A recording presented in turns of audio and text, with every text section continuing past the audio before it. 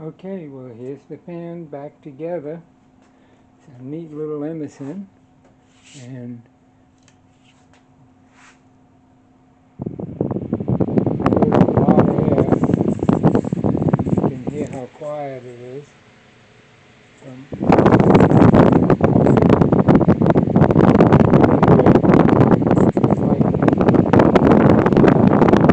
Went ahead and I painted the blade a little just to get protect it from further rusting. It's not the most professional paint job, but it is what it is because we don't have a paint shop.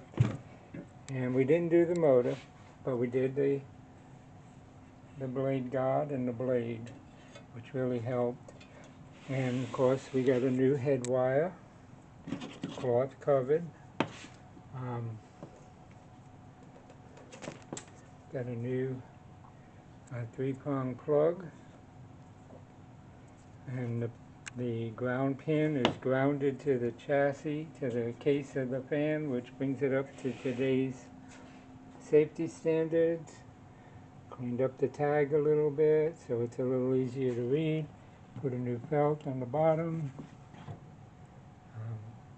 Didn't charge it for that.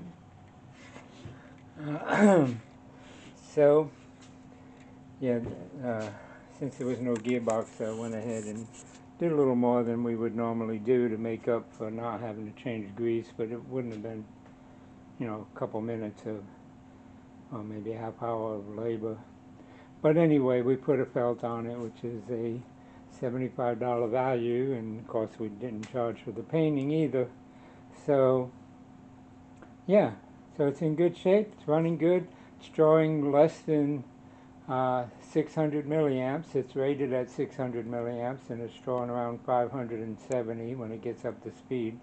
So that's good. That'll extend the life of the motor, and you can see it turns for quite a while.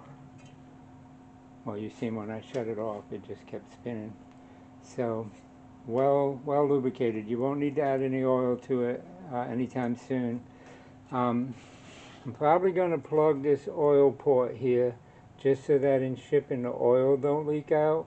So when you get it, there'll be something there. Just take it off, so it's, once you set it up. The back oil too, I probably plug that one too, just to keep oil from leaking out of it. Anyway, there it is. Thanks for watching.